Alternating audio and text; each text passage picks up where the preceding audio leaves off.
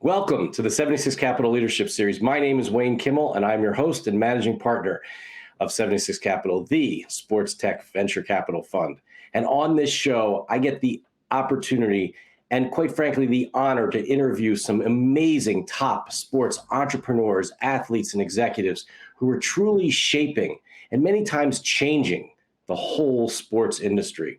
Before we get started, I want to give a quick shout out to my producer back at the station, Ty, who's always doing a great job pushing all the right buttons and making it all happen. And of course, Vince, who after it's all put together, he makes the magic happen. So it's thanks both guys. You guys are doing a hell of a job. And you could follow me on Twitter at Wayne Kimmel and across all social media networks. Just follow me at Wayne Kimmel, and of course follow 76 Capital as well on all the social media networks, as well as on YouTube, and follow the show, our 76 Capital Leadership Series, and subscribe to our show on all your favorite podcast networks. And remember, if you're an entrepreneur and you're building a company in the sports industry and you're trying to do the next thing, and you want to do something, whether that's in the sports betting industry, in the esports industry, across sports tech, or just anything that's new in sports, we'd love to talk with you. We'd love to hear from you, and hopefully there'll be ways for us to work together moving forward in the future. So let's get right to it. We have a great guest today. We have Joe Soloski. He is the managing director of sports betting at Nascar. And Joe, welcome to our 76 Capital Leadership Series. Thanks, Wayne. Man, with that flourishing intro in the beginning there, I wasn't sure if you had the right person, but you said my name, so here I am. Well, we know we have the right person. I'm so excited to have you on our show. I tell people about our incredible experience that my wife and I had at Pocono Raceway this past summer at the NASCAR race there. Thank you so much for having us there, and just all the incredible things that you and the team at NASCAR are doing right now. I'm super excited to have you on our 76 Capital Leadership Series to talk about all those things. So, Joe, let's get right to it. I mean, as managing director of sports betting in NASCAR, what does that mean today as compared to what that would have meant a couple of years ago? There wouldn't have been such a thing, right? Yeah, I mean, this is, it's a cliche, but it truly is a dream job for me. I've been in the sports betting space for almost 6 years now, or a little over 6 years now. And this was kind of always the goal for me, is to get in this from a league perspective. And like you said, when I started in this 6 years ago, it wasn't legal in the US. I was working internationally, and I didn't even think that it would be an option. But when I came over to the US, it certainly was a goal for me to kind of get out of the data side and be more involved on the league side. And to answer your question about what the managing director of sports betting does at NASCAR, it really is everything. I mean, I've been lucky enough to grow my team from just myself to a team of two, and we do great work. But from market access to partnerships to just growing the sport generally, using this category, using influencers, content, it involves it all, which is super exciting. And the level of bandwidth and autonomy and decision making that we have to help grow the sport from sports betting is the upside is really unlimited for us. Well, it's been incredible to watch. I mean, over the last year, what NASCAR has done in the world of sports betting. I mean, maybe you could share some of the big partnerships and deals that you've and just incredible things that you've done so far. Sure. So it was actually around this time last year. So I joined NASCAR in March of 2021. So this is the end of my first season. Around this time last year, we had signed Wynn as an authorized gaming operator, which is our official partner designation for sportsbooks. And that had an escalator in the agreement where if Wynn were to get licensed in the state of Virginia through NASCAR's preference, they would have a presence at both the Richmond and Martinsville racetracks. So when I came on board in March, the Martinsville and Richmond races were in April. So a large part of my first month was getting involved with the Wynn team of how we were what that was going to look like. And with COVID involved, there were a whole other bunch of complications there. But what it resulted in was a great first two races for Wynn in Virginia, not only from a activation standpoint for the brand of Wynn themselves and WynnBET themselves, but also for NASCAR, touting a relationship like this, showing how serious we are in this space of having an actual Sportsbook be at our venue. And it really was a first step to what happened next in the state of Arizona, where, again, teams and leagues were directly awarded licenses based on venues, and NASCAR owning the Phoenix Raceway, we were awarded one of those licenses, which we partnered with Penn National Gaming and their sportsbook, Barstool Sportsbook. And September 9th was the launch date in Arizona. And November 7th was our championship race there. And the activation that we just had a few weeks ago with them at our championship race couldn't have been more exciting. They had a simulator there where fans could go in and the fastest lap time won a certain amount of money in the Barstool Sportsbook. Just the signage at the event, there was so much excitement, content. People were there from Barstool Sports, kind of showing real time what was happening at the race. It's been so much fun to work with partners in this space, especially at the racetracks. Well, I was going to ask you, I mean, I saw pictures online. I mean, what's different, I guess, now as compared to in the past when there wasn't betting on racing, and the partners like Barstool and WynnBET, and we'll get into some of your other partners as well. But what's been the difference, or has there been a different feel around the track? Has it been a different feel in the grandstand, or people doing different things? What are you seeing? I think it really depends on the track you go to, Wayne. I think when you and I went to the Pocono race together in the state of Pennsylvania, where sports betting is legalized, we both remarked that there were really not a ton of calls to action to bet. But when you do involve a partner like we have with MGM and Wynn and Penn, and now we just announced Fubo Gaming as our next authorized gaming operator partner, that gives us a platform to really push sports betting responsibly at our venues. So as we kind of expand these partnerships, not only digitally but also at track, whether it's the state-by-state licenses, but even just providing hospitality or signage to partners at a place like potentially Pocono or some of the other NASCAR-owned tracks like Watkins Glen with New York legalizing, you're going to see a larger presence of sports betting, whether it be suites, party decks, activation areas that are outside of the tracks, more calls to action for people who do want to opt into sports betting who are NASCAR fans. Well, it really is. It's going to be amazing to see, and I know, in some of the conversations that you and I have had with your team, and just hearing, and reading all about the things that you're doing, you're looking at doing some really unique things with the overall game, with the overall way that NASCAR has been, and potentially how things will look in the future. Can you share with us with some of the things that you're thinking about?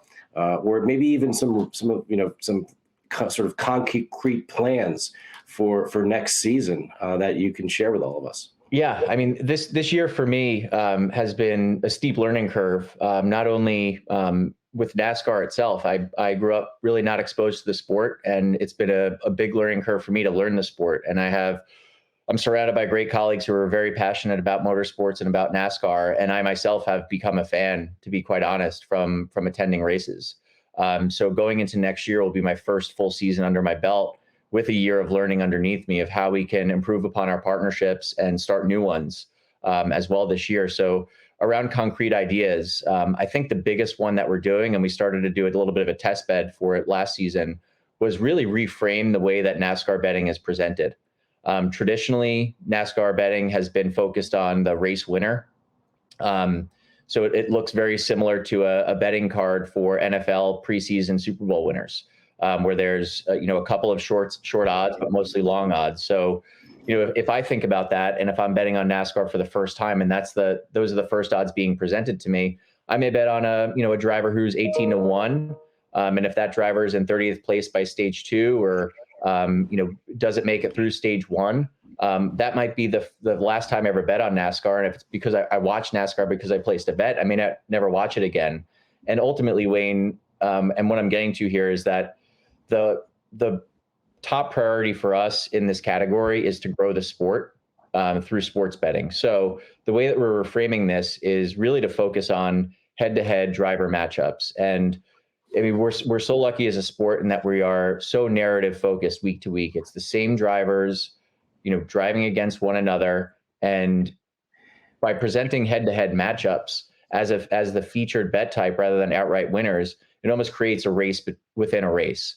And it almost looks like a betting card would for an NFL or traditional stick and ball sports. So I'll give a concrete example. Let's say for the Daytona 500 in 2022, a compelling matchup for whatever reason would be Chase Elliott and Kyle Busch. So what it would look like as you go on the Sportsbook app would be, a head-to-head money line. And then we would actually, what we're looking at implementing with our Sportsbook partners is a point spread as well. And that point spread would be a finishing position. So Kyle Busch to finish 3.5 laps ahead of Chase Elliott in the example I just gave. And then even possibly, which we're not certain if this will work yet or be implemented right away, but an over-under of points gained in the race. So it really looks like a card that you can, parlay with NFL, and it allows people, if it's their first time betting on NASCAR and they've bet on NFL or LB before, they can translate that experience. That's really exciting to hear about that. And, it's one of the things that I've heard from some of the, we'll call them the quote unquote, old timers in the sports betting industry who are so excited now to be able to work with you and your team to think about these new and exciting ways to present opportunities to bet on NASCAR. It's incredible, and they're just sort of chomping at the bit. And I'm sure, I don't know if you could share some of those tidbits, maybe even specific names of some of the bookmakers you've worked with or working with to have those conversations with, to that now they can do things that they just weren't able to do in the past, just because maybe even just from a tech perspective, from being able to now do this in so many more states and so many more venues and have such a wider audience.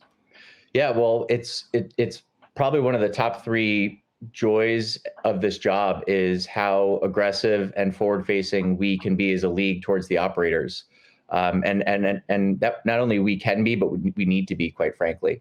And our current partners know it. Wynn, MGM, Penn, and Fubo all know it, which is why they're working with us. And every partner that we approached, specifically at G2E, whether it was a trading team or C-level at these operators, when we came to them talking about, introducing head-to-head betting or point spreads or over-unders, not as a, could you guys do this, but we want to do this and work with you on it. They kind of were like taken aback, like, wait a minute, you're looking at kind of reframing the sport in a different way, and you're asking for our advice. Like this doesn't happen, with some of your counterparts. And that's the way we are, and that's the way that we can work in our league, which I absolutely love. And like you said, talking to trading teams, and as we have exhibition races, and we'll get to our big exhibition race in a little bit here, but that format is really, it was announced last week, and we had some feedback from the betting side of what will make a more betting friendly event, now that we have kind of control to, of making this format real for our exhibition races, to include the Clash and our All-Star race. So again, we went to trading teams and told them, hey, we're kind of bouncing around some ideas. What do you think would be a good betting friendly format? And again, we got the same reaction from head of tradings of major sportsbooks saying, wait, are you really asking us what, like, we'll give you, we have a list of what we think, like, are you really going to implement it? And we did. So we're really excited for that next year. Well, we're excited to have you on our show. We have Joe Soloski, the managing director of sports betting at NASCAR, on our 76 Capital Leadership Series. And Joe, it's always great to have you on the show. And, and also make sure, if you're listening out there or watching the show right now, make sure you follow Joe on Twitter. It's JOLOSKY5 at Twitter. So it's Soloski. Is that how do you pronounce it? That's it. Yeah. I don't even know when I made that, but it's stuck. Soloski5. I mean, you got to follow him. You'll find out all these things. And so let's get to what you were just saying before. I mean, and we want to share with us, like, what is going to be happening in LA the week before the Super Bowl. Yeah. So, I mean, all credit to Ben Kennedy, who was our scheduling guru at NASCAR. But, 2021 was our most innovative schedule yet. We had racing on dirt for the first time in 50 years. And in 2022, we will have, again, a very innovative schedule. For the first time, we'll be racing right outside St. Louis. But our kind of big tentpole announcement, which we announced recently this year is that we're going to be racing February 6th, the week before the Super Bowl, at the LA Coliseum where the Trojans play. And when I tell people that, I think, Wayne, when I told you this, kind of didn't compute. It's like, oh, well, maybe you guys are going to be riding around in the parking lot or what? Like, no, we are putting down a quarter mile of asphalt in the Trojan Stadium, and we're going to be racing there for a full exhibition race where many of our Cup Series drivers, most of our Cup Series drivers will be participating in. Again, February 6th, right the week before the Super Bowl in the LA market. It's a new market for us, and it's an exciting market for us. The format of it was just announced where we'll do heats, qualifying, and we are super excited for it. Me, from a betting perspective, California not being a legal state, it's a great way for us to get out in front of that state and just introduce the sport to a new market, potentially work with operators who want to get some brand awareness in that market as well. It's going to be a lot of fun. I mean, think about putting a quarter mile of asphalt around a football stadium. It's really never been done before. And especially where such a historic venue like that, it's going to be a lot of pageantry, a lot of fun, I'm sure, a lot of celebrities and music like LA is known for. And it's going to be a great kickoff to our season as a prelude to Daytona. Well, Joe, I'm still trying to wrap my head around this. You're laying a quarter mile of asphalt inside of a football stadium, and not only any football stadium. It's at the LA Coliseum where USC plays. I mean, and to think about the banking and how you're going to do that. I mean, it's unbelievable. I mean, how long is that project going to take to put it together? Well, hopefully less than 2.5 months, because that's when we do it. No, but I actually was with a colleague last night who, after our Phoenix race, went over to LA to kind of look at how things were moving along there and just get a lay of the land to see where the hospitality areas will be, where a lot of our premier partners activations will be, and things are moving along, and we feel fully confident that everything will be there and ready ahead of time. We'll have a great fan center, just like we do at all of our races at our midways and fan zones, and a potential, in a new market like LA, to bring in new partners to show off and show off NASCAR as a brand. I think it's interesting. I mean, you've had where Major League Baseball goes into extra innings, puts someone at second base. No one would have ever thought you'd ever start off extra innings like that. Even a couple of years ago, when the NHL goes to the way they deal with overtime today, instead of just playing forever. I mean, there's just, as each game goes on, you always have to continue to innovate, right? I mean, no matter what it is, if it's sports, if it's technology, if it's business, innovation is everything. And I think that that's one of the things that I've certainly been, really impressed with you and your team, and how you're thinking about that today, and thinking about how you can use, the latest and greatest innovations, technology, new laws, sports betting regulations, et cetera, to really move the sport forward.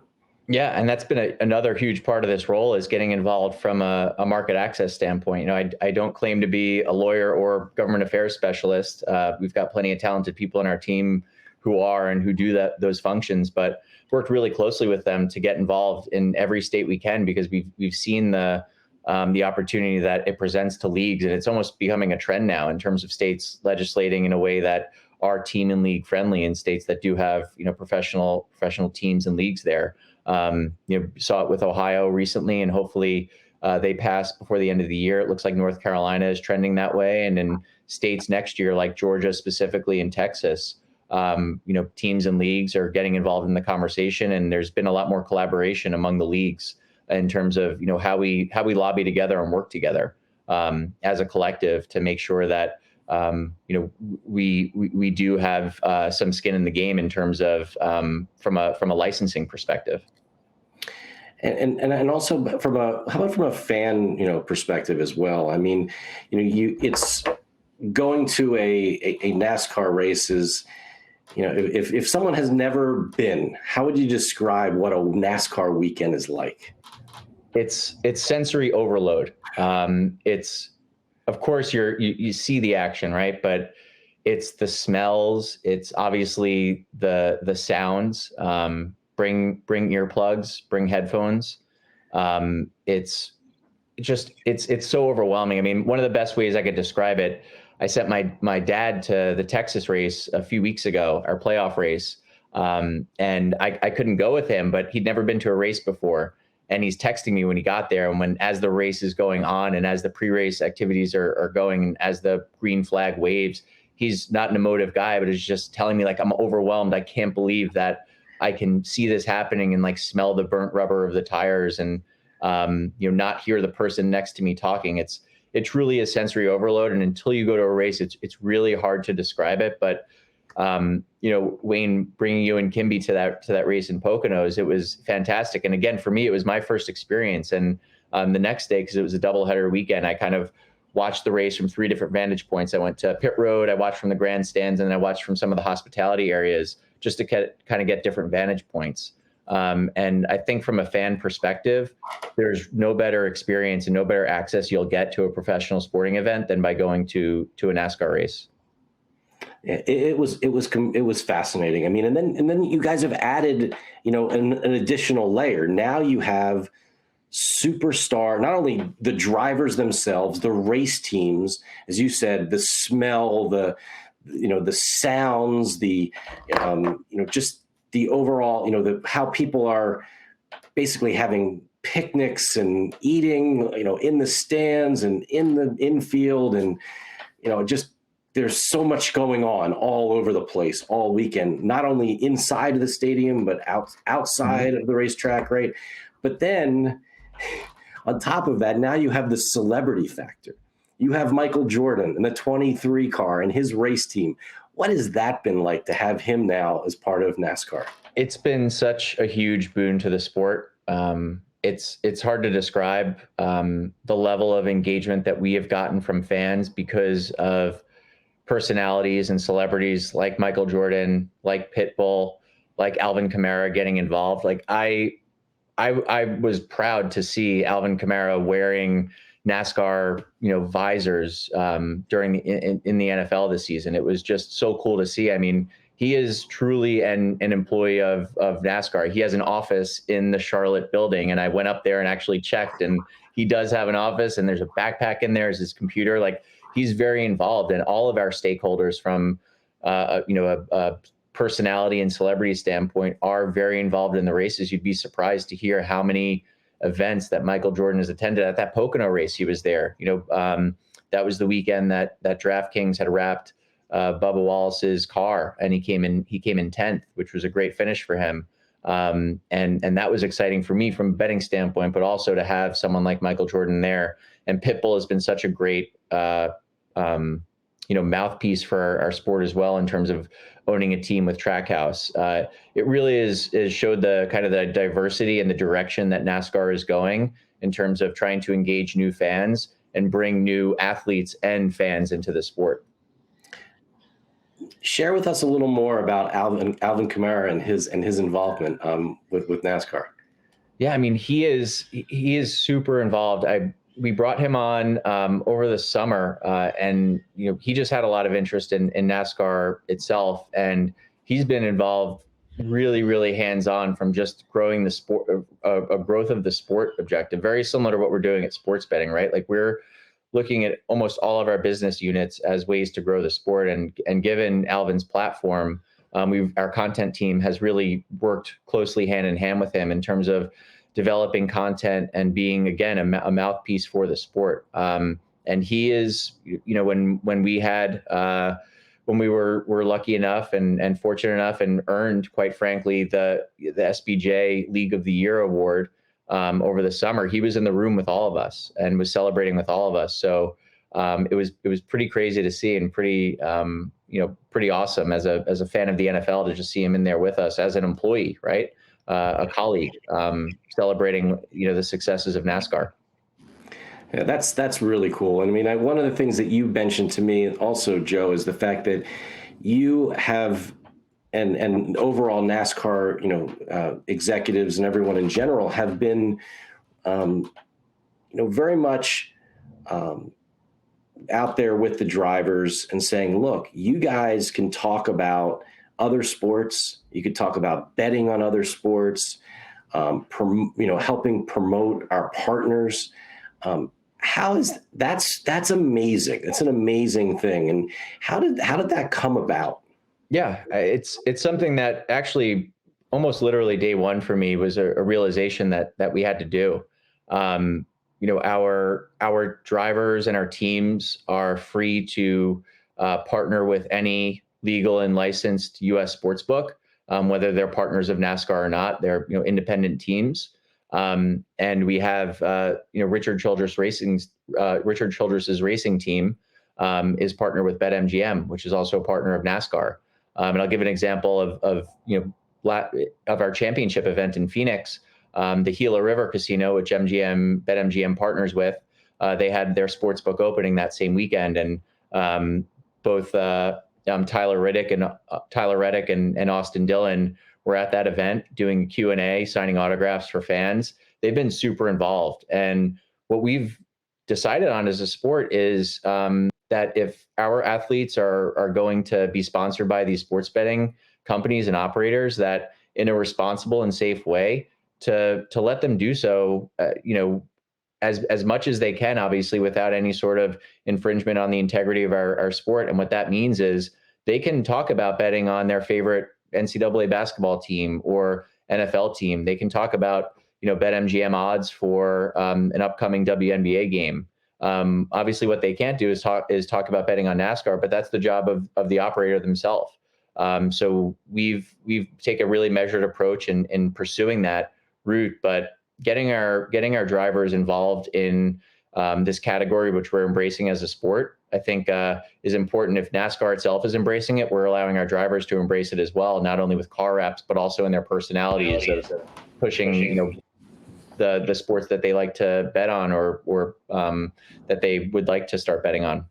Look, I mean, it all comes down to sports, right? I mean, that's one of the amazing things that we're so fortunate for both of us to be able to be working in the sports industry. And whether it's, head-to-head driver versus driver, or whether it's, your favorite, baseball team or basketball team or college, football game, whatever it is. I mean, like, it's incredible. It's incredible how passionate fans are and how much they get excited. And the one thing that we both know is that when you then, on top of all of that, you add wagering into that, the level of engagement, the level of interest, to wanting to stay around and watch the end of the race, to see the result, the numbers and in the viewership just goes up exponentially. Yeah, absolutely. And to your point, having gone to now 4 NASCAR races in my first season, I'm sure I'll go to many more next year. The level of passion from fans is unrivaled. I mean, at the Phoenix event specifically, I had the opportunity to I was walking, we were getting ushered off the track after the national anthem, and there was about a 7-year-old kid with his mother, and his mother is yelling at one of our drivers as he is stepping into his car to enter off pit road. And she's yelling, you're his favorite driver. Will you come over and sign an autograph? And with one foot in the car, he steps out, comes over and signs an autograph for this kid.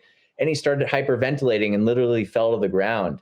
And it just made his year. And I went up to her afterwards and I was like, that was so cool of you to do that. And she was like, no, like, these drivers are awesome in terms of how they interact with us and interact with our kids. And like, while I was like, you should keep an eye on him because he is still like not breathing right. But it's little experiences like that you see every time you go to a race. And that's how passionate the fans are about the sport. And if you would have asked me again, growing up on Long Island, not being exposed to NASCAR, that I would be such a fan and so into it, I'd be surprised. But having been to 1 race and now 4, I'm much of a fan as I am an employee. Well, you mentioned you have some, great, partners from a sportsbook perspective.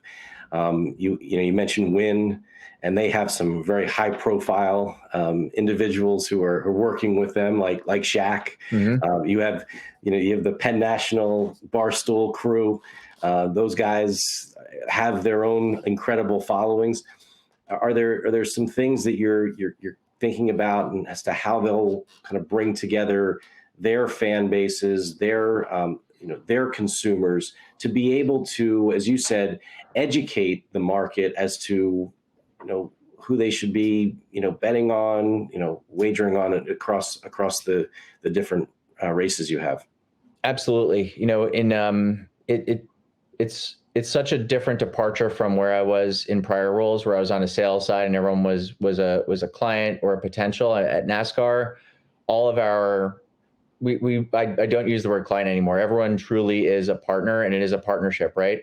The brands like Wynn and MGM and Penn and Fubo, they want to get on the NASCAR platform to help or to gain more customers, right? More NASCAR fans, NASCAR bettors. And in result, we have a platform through them as well. So it is a true symbiotic partnership. Wynn is a perfect example of utilizing their fan engagement tools. We specifically haven't done any activations around some of the personalities and talent that you had mentioned in Virginia yet. But again, it's year one of a 10-year at least relationship.